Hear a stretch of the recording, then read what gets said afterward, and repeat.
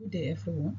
You are welcome to this lecture, Teaching Biology at Senior Secondary School.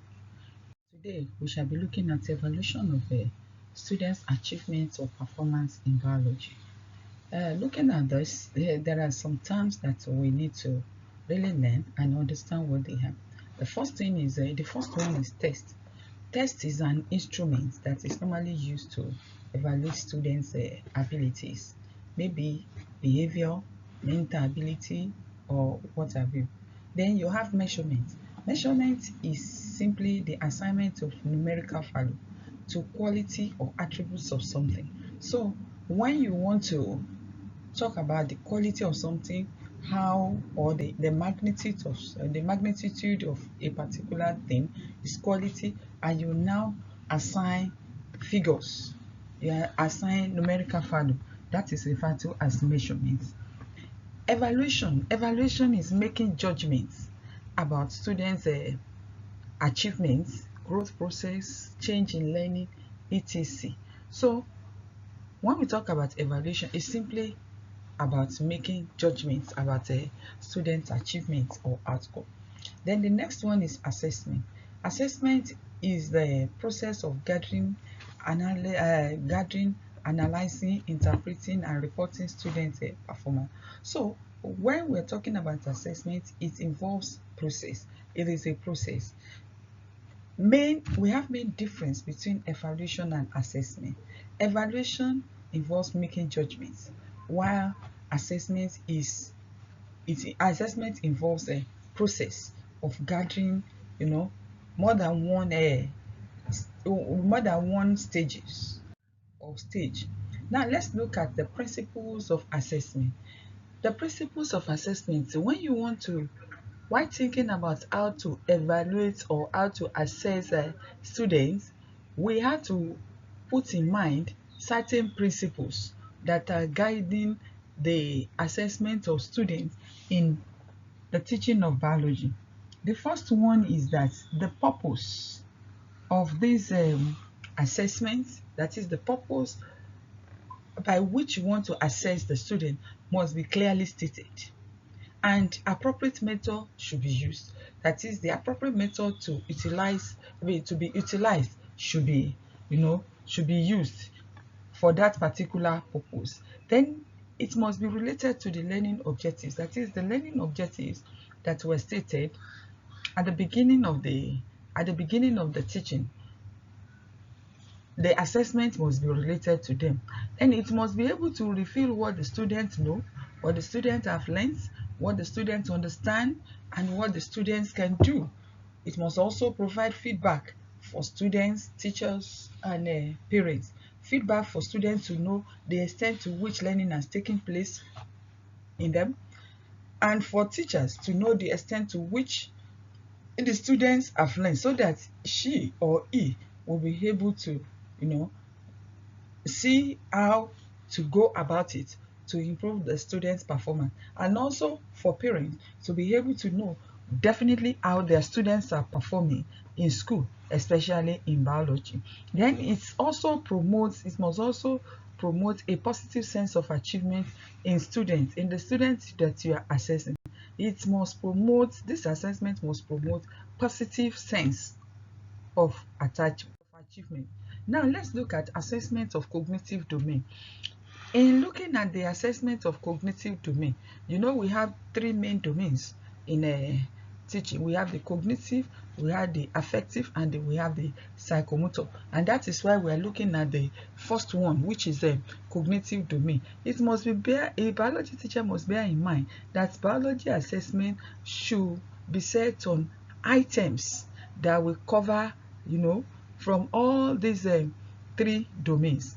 Now, Bloom has brought out a taxonomy of educational objectives on what or how assessment should be based on. So, six categories of educational objectives were stated by Blooms, and these are knowledge, comprehension, application, analysis, synthesis, and evaluation. Now, when assessment is set, the items are set based on knowledge. This deals with simple recall of previously acquired biology knowledge. That is, when you ask students something like define, list, all those ones are simple acquired knowledge. When you want to ask them simple acquired knowledge, that is based on knowledge. Then you have comprehension. Comprehension is giving them assessment to test their ability, that is the ability to which they have understand the meaning of the content or materials that have been given to them. The next one is application. Application is the ability to take information that exists in an abstract form and use it in concrete situation. So when you give assessment in which students are expected to use information that is or are existing in abstract form and use it for a concrete situation, that is application. For example, if you ask them to use the law of, maybe the second law of thermodynamics to explain energy flow in an ecosystem, that one is application. Then the next one is analysis. Analysis is the assessment given in order to see if students are able to break down materials into its basic elements in order to show the relationships that occur among them for better understanding. So when you have assessments that are being given in order to break down the materials so as to get basic elements and the relationship that exists among these elements or materials for better understanding, that is when you have questions like differentiate, distinguish, analysis. All those type of questions are based on all those type of questions are based on analysis. Then the next one is synthesis. Synthesis deals with ability to put together many disorganized elements. You pull them together and disorganized elements of a whole, and you pull them together so as to make a new understanding in a system. So when you do this, or when you assess students in this way, you are actually trying to see how well, or assess how well your students can deal with or have the ability to pull together things or materials or concepts that are disorganized and put them together. That's when you set questions that says that something like compare and synthesis. Yes, we are looking at synthesis. That is when you compute, when you ask your student to compute or to construct or to organize. That's an assessment on synthesis. Then evaluation focuses on the ability of students to make judgment. So you give them an assessment that will make them or enable them to make judgments about the value of a material. And in that case, we use words like compare,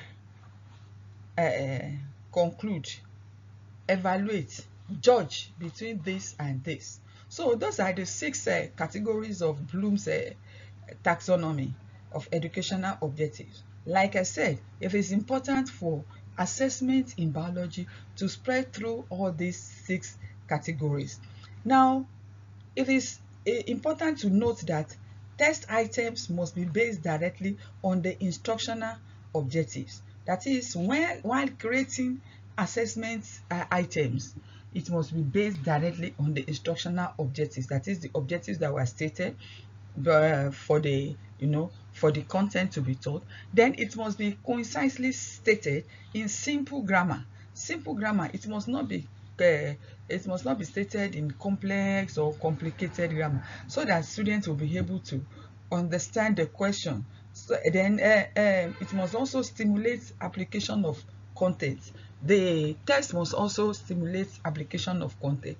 Cognitive outcomes in teaching of biology can be evaluated. That is, how do we evaluate cognitive outcomes or cognitive domain? We do this with the use of a test, and tests could be essay or objective.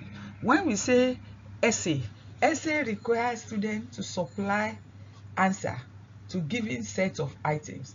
Essay could be short or could be long. Short essay is when students is required to give short answer, not to give a long one. But long essay is when students are required to write, without reservation, to write as much as they know on a particular material or content. Then when we talk about objective, objective is a form of test or type of test that requires selection of correct answer from given options. That is, students will be required to select the correct answer from the options given. It could be, that is the different types of objectives that we have. We have true or false. That is when items are set and students are required to to choose whether the statement is or the item is true or not. Then we have what we refer to as a matching test. The matching test is the what we refer to as stimuli and a response test. That is, in a situation where students are required to get a response, to link to a stimulus a response that is closely related to that stimulus. And in this case, it's usually in column. The items which are stimuli will be in one column, while the items which are responses will be in another column. Then it could also be objective test could also be multiple choice. Multiple choice is when students are given items or an item and they were given choice to select one from. That is when you set questions and you put A, B, C, D. That is what we mean by multiple choice. Then we have completion type. This one is where students are required to complete a statement by writing the answer in the space provided. So to complete the statement by writing the answer in the space that is provided. Now let's look at evaluation of affective domain. Affective domain is concerned with assessment of observable behaviors, attitudes, willingness to participate, motivation, valuing what is being learned, and incorporating values into life. So when we talk about assessment of affective domain, that is assessing the behaviors, the attitudes or willingness of students to carry out or participate in the maybe the teaching or whatever. Now the assessment has levels. We have receiving level. The receiving, it's when the awareness and the willingness to accept and attend or tolerate a given material. That is how well the students able to tolerate a particular material, the awareness and all this stuff. Then you also have responding. Responding is a level that refers to active, that's assessing the active participation on the part of the student. You are looking at the active participation on the part of the student. The next one, which is following, involves deciding the worth of a material. That is when students, or when you decide the worth of a material, the set of an ideas or phenomena in a student. That is how well a student attaches importance to specific or objective or to specific objects. Then we have organization. Organization is the assignment that is being, or that is concerned with making necessary arrangement of different values to produce a particular internally consistent philosophy. So organization is assessing how well students can organize materials.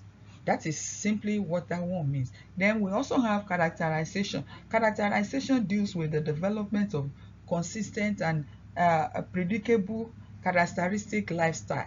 That is, from what they have been taught, you assess their, the development of consistent and predictable lifestyle based on, a set of values. Now, how do we assess uh, students on affective domain? These are what we use. It could be through self-reports or written reflections, that is, reports written by students, you assess it. Another one could be personal discussion between the students and the teacher. Then you also have rating scale. Rating scale is when you put some items up. You put up some items and you now have options in which students can respond to this. Options that you can actually measure or that you can grade. This one is common, or a common example is um your common questionnaire that you fly around. Then you have semantic differential. Semantic differential is used to assess students' reaction to a given concept.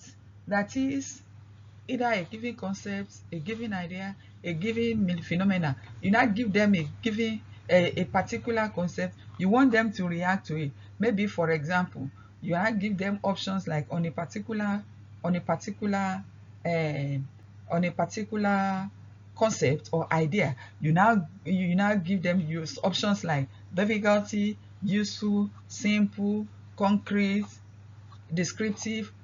That those are semantic differentials, so that they'll be able to talk about this material if the material or the content or the words or the ideas or the phenomena was difficult. If it's simple, that's when they respond to that. That's an assessment. Then we also have Thurston scale. Thurston scale is actually used to assess students' attitude. It actually consists of statements that are specific, that are specific on the subject matter. Then you have checklist. Checklist is just is an assessment where you just tick, that requires you to say either particular item or phenomena or test item is present or absent. Then subjective test requires students to make value judgment. That is, students will be allowed to make value judgments on a particular thing or a particular phenomena or idea. Now, let's look at assessment of psychomotor domain. Psychomotor domain is concerned with demonstration of physical skills. That is how students go demonstrate their physical skills that are related to the teaching and learning of biology. It is about the development of motor skills that are needed for manipulation of precision instruments and also for the development of gross motor skills, that is, all motor skills. One thing that you need to bear in mind is that this type of assessment is usually done for practical biology. So these are the methods by which we evaluate psychomotor domain in the teaching of biology. We use paper and pencil test. Paper and pencil test is not only meant for cognitive domain. It could also be by laboratory reports or laboratory practical examination. That is why the practical is going on. You examine your student, or the laboratory reports that they produce after the laboratory exercise. Now, that's that with the assessment of different domains of learning. Now, let's look at continuous assessment briefly. When we talk about continuous assessment intends to find out what the students have learned over a period of time. That is why we have continuous. And it should cover all the domains of learning, just like I have explained to you before we get to this place. And it should almost possess the following characteristics. It must be systematic. That you must have a systematic way to administer such assessment. Then it must be comprehensive, not just that narrow down. That's why we say that it should cover all the domains of learning. Then it must be cumulative. That is, you must have many of it that will cumulate into one at the end. Then you use variety of evaluation techniques, not just one technique, variety of techniques for evaluation. That will be very good, and that will show, because students, you have some students, they may not be able to perform well in one technique, using one technique, but they may be very good in another technique. Then it must be guidance oriented. It must be guided. The teacher must guide the student. It is very, very important. Thank you.